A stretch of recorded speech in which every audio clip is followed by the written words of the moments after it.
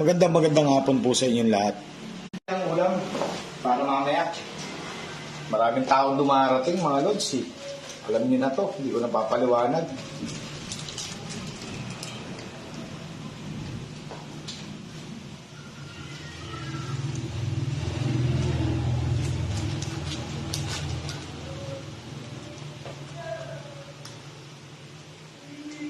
Yan, okay na yan. Usahin lang natin. Talaga ito. Pula.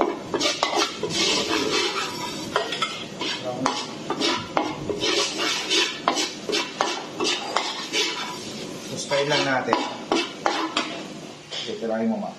Tirahin pa ng iba.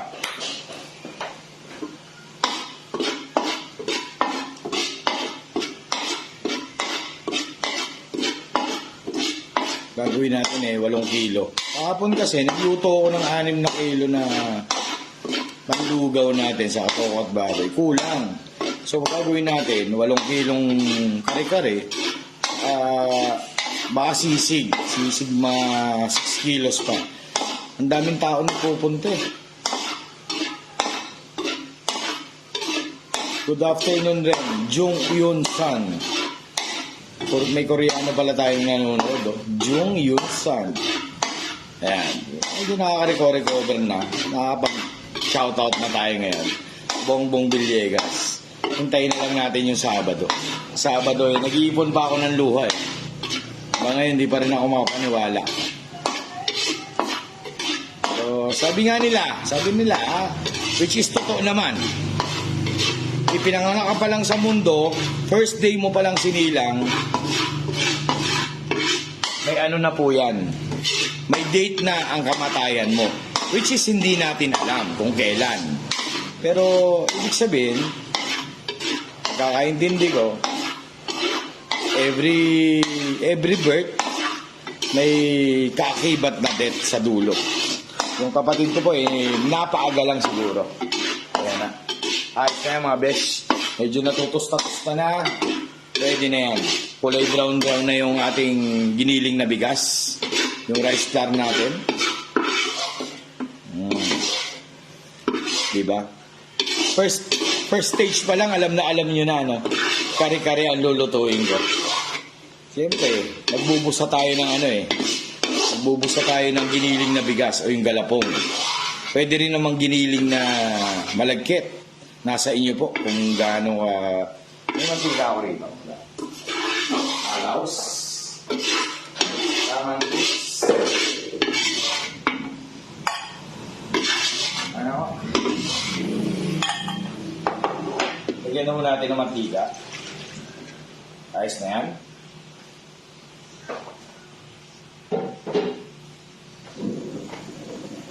Lagyan muna natin ang aswete. Kung nga sa inyo, mas medyo marami-rami ito. Kailangan natin. Dito na tayo kukuha ng aroma sa yung kulay ng ating Yan. Natural na ng swerte lang. Hindi na kailangan ng liya. Hindi na kailangan ng mainit na tubig. Mantika lang. Hinaan nyo lang. Huwag nyo lang lakasan ng apoy. Kukulay at kukulay yan. Siram ka yan. Siyempre naman. Tingnan nyo. Sistema pa lang. Yung unang procedure, pangalawang stage. Alam nyo na. Hindi na may tatago yung ulam na to. Pakulayin lang natin yung atswete na tuyo. Tuyo lagi ako eh. Sanay ako sa natural eh. Ngayon, meron ng hinahalong sa liya. Yung parang oil na nagpapalabas ng tunay na kulay. Ang kagandahan lang sa mantika, yung ganyang ginagawa nating sistema, mas lumalabas yung aroma ng tunay na atswete. Sa akin lang para sa akin. Kayo naman kung gusto nyo atswete powder, wala, so be it. Wala naman problema yan sa amin.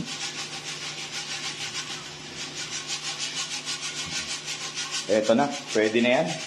Lumabas na ang tunay na kulay, mamula-mula na siya. Very, very good na. So, darating na tayo sa next stage, which is yung bawang. Pinuhin nyo lang para pinong-pino yung ating pagkakadali na pagkakagisa.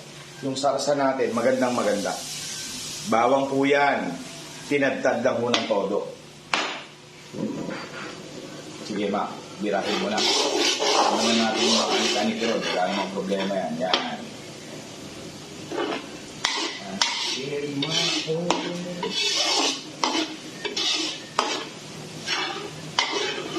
Phone ka.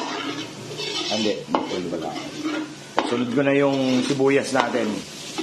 Tinadtad rin natin yan. Ayos na.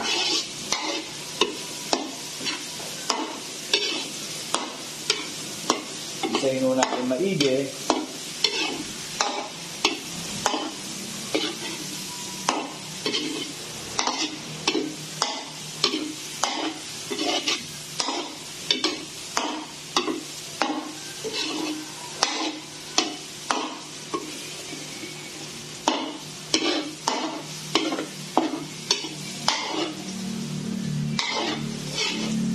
Pagkagisa na yung makmak na ganyan, pag ganun-ganun lang, ganda uno natin yung gisa. Sabi ko nga sa inyo, medyo nakaka-recover na, no? Ganda na ang boses ko. Ang base po talaga ng masarap na sauce, nasa pag-isa. Tamang pag-isa. Lutuin mo natin yung sibuyas, huwag yung shortcutin, huwag yung madaliin. Mas masarap yan. Saka yung utol ko, siyempre, pag silbihan na natin ng yung super ba, labas na natin ang tunay na powers natin. Yan, ayos na yan. Konting-konti na lang. Isado na, no? Lalagay ko na po yung pinaglalaan ng buntot, maskara, and everything nice. Pwede na yan. Lagay ko na ho rito yung sabaw. Medyo marami nga ho ito. Yun naman, no? Halu-haluin nyo lang. Tapos lagay mo na lahat yung mga besh. Ito, kitang-kita nyo naman. Obra maestra. Yung label na yan ang gumawa yung kapatid kong namatay. Di ba? Kahit simpleng-simple lang. Napakaganda naman talaga, di ba? Oh, may talent talaga yung mga mga pamilya namin. Flex ko lang. Pinagyayabang ko lang. Na pag nakikita nyo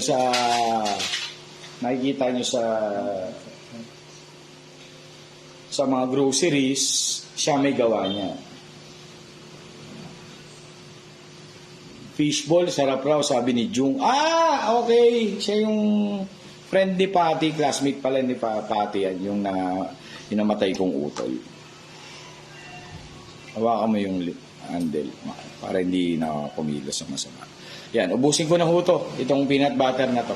Ang traditional po, siyempre, magigiling kayo ng mani, pero the best naman talaga yung Ludis peanut butter. May 50 years na rin ho sila sa business, kaya medyo perfect na nila. Hanggang ngayon ho, ang tibay-tibay pa rin. Ludis peanut butter pa rin. Dalawa lang naman yung masarap na yan eh. Alam nyo na kung ano yun eh, pagka Pinoy na Pinoy kayo eh. Kinagis na natin yan eh. Ludis, saka alam niyo na, siyempre, sponsor tayo ng Ludis. Gawa pa ni Utol ang label. Matagal na po si Utol dyan. Yun naman. Tapos, yung panghalo ng baby. Para mapino natin. Sa iring mo lang. Ito, sa'yo.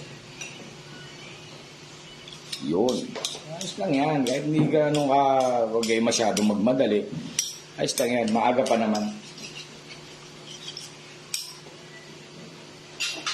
Marami nagre-request na bisita eh. Kari-kari naman daw para matikman nila. Hindi puro vlog. Siyempre, bibigyan na natin yun. Lagyan natin ng manipis na salt. Huwag naman masyadong marami. Kasi may alamang pa tayo. Tapos dito na tayo dito na natin palalaputin yan. Balik ko na hurin yung galapong, yung ginisa natin, binusa natin kanina.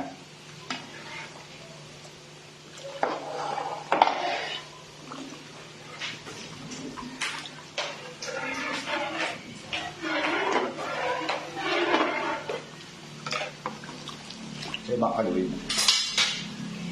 Halu-haluin mo lang.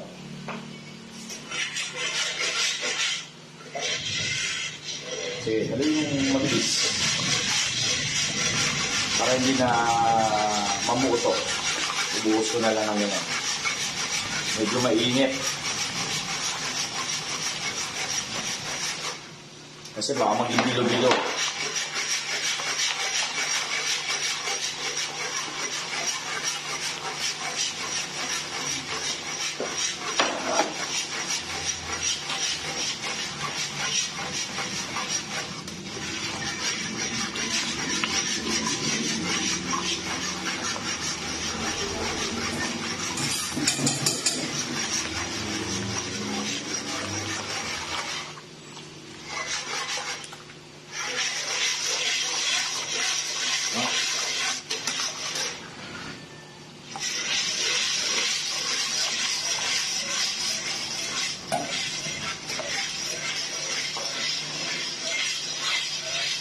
Malapot na. Malapot naman yan.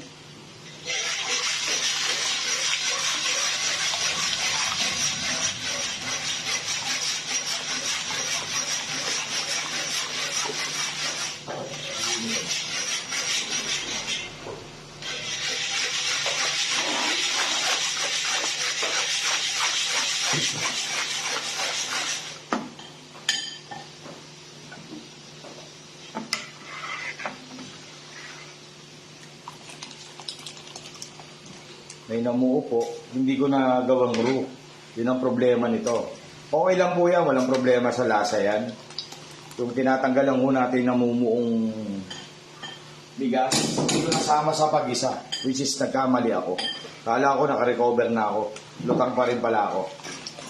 Ayos na nga, magkamali kayo. Importante, magawa natin ang solusyon.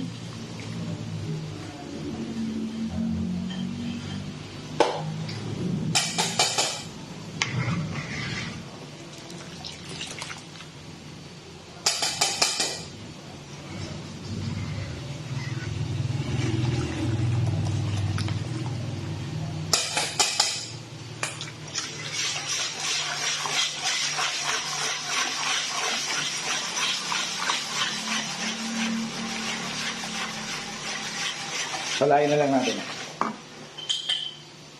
Hinalo ko na sa tubig yung galapong kanina. Busin mo na. Tapos tunawin mo ulit yung natira na yan. Busawin mo ulit. Walang problema yan mga bodo. Kalmahin nyo lang. Madadali rin natin yan.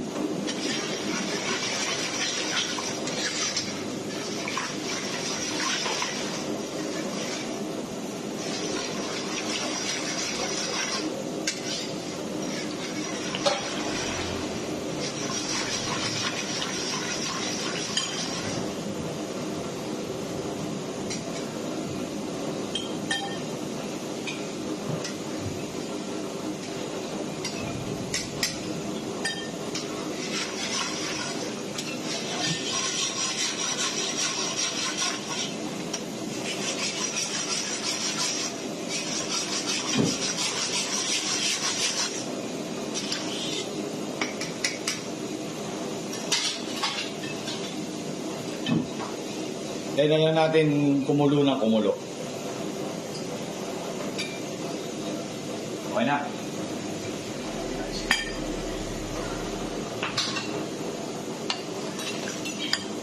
Dati perfect ko to eh.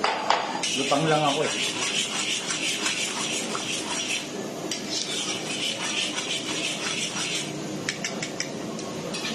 Ayos na yan. Pakuluin na lang natin mga besh. Mapakulang ba? Dagdagan mo nung rice block. Ito. Masawi mo rin sa tubig. Ito.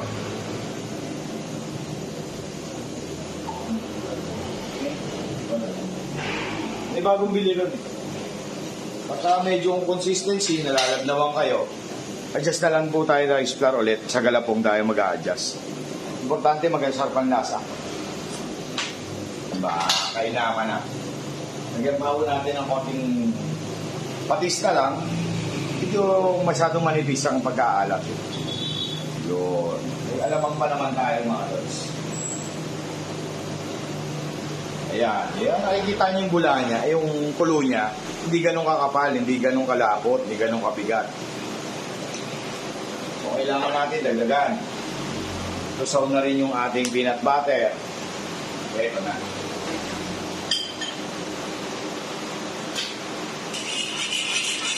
Pwede lang ko pa ng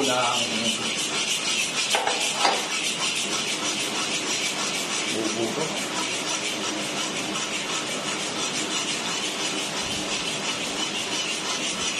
Makikita nyo naman sa pagbulayan eh.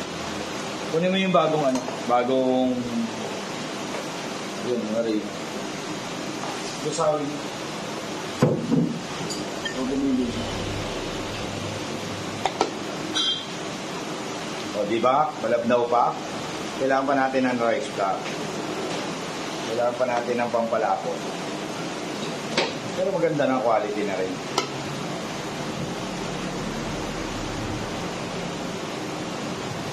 Para maging mas pino pa.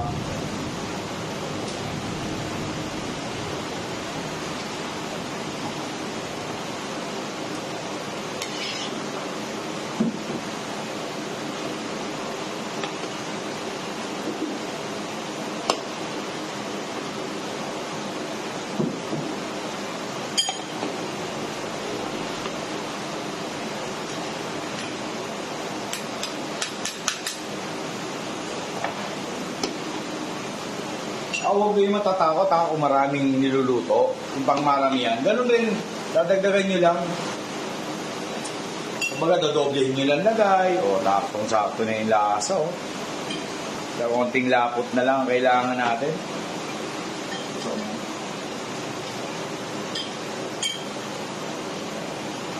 okay. Luy mo pa.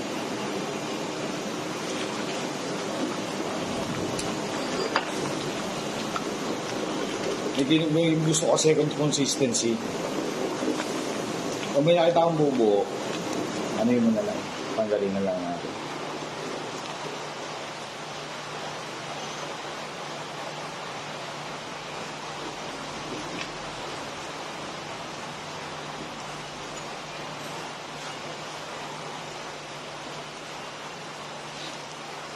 Kulang pa rin. Ang dami natin sabaw. Ayos yan, marami naman tayong gulay. Sakto lang yan. Saka ang dami nitong karne natin. Yung kuha ka pa. Huwag mo nang bitinin. Ako nang maglalagay. Bibitin ako kayo. Huwag mo bibitin.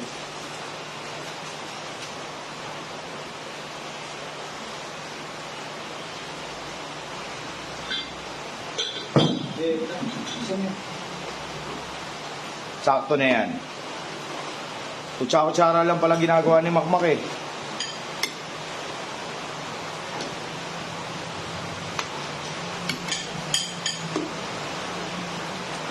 Oh. Konting-konti na lang. Konting bigat na lang.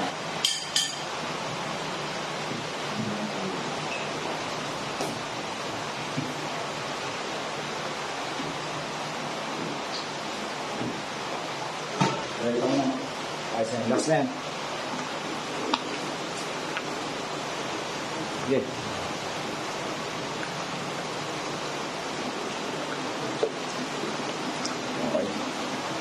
Best na to, the best na to. Perfect na to.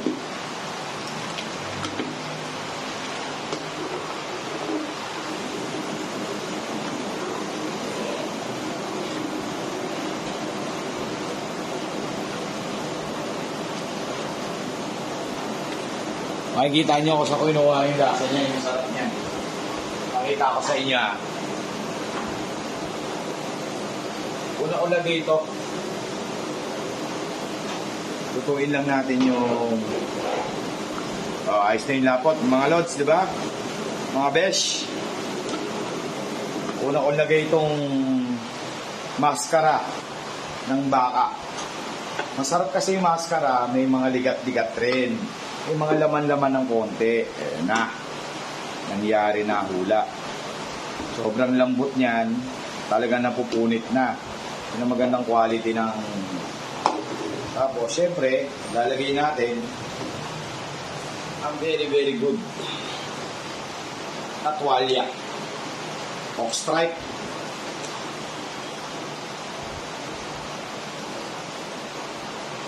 Ano yung brown? Ay, hindi. Dito. Sabi ko sa inyo, marami to eh. 8 kilos lahat to eh. Ayos na to.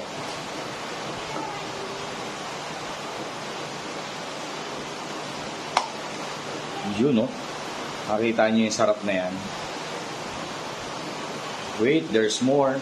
Mayroon pa tayong huling ilalagay dyan.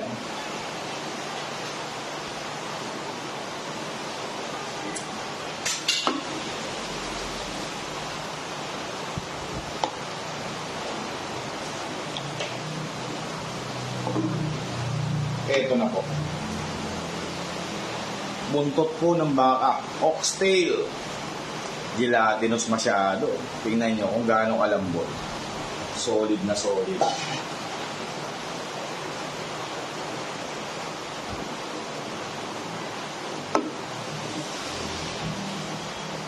Alam nyo na kung saan galing yung lasa ng sabaw natin.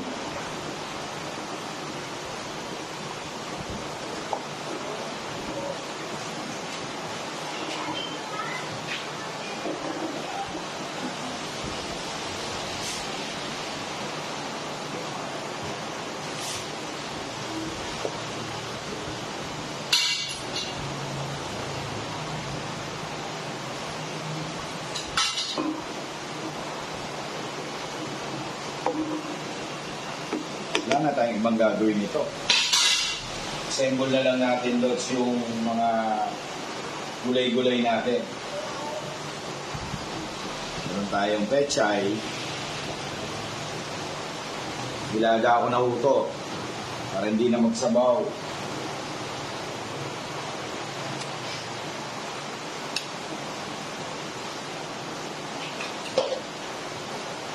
Puso ng saging.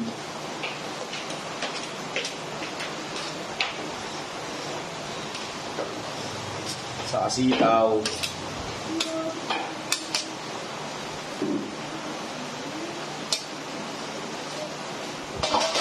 Sa itong talong natin. Pritong talong. Halo-halo na lang natin na ganyan. Kari-kari na po. Simpleng-simple.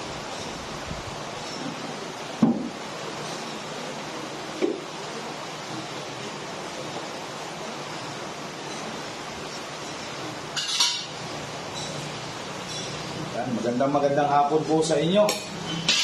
Salamat po sa panonood, sa oras nyo. Ayan o, kung hahaluin natin, hindi ko na pre-plating to. Diretso na to.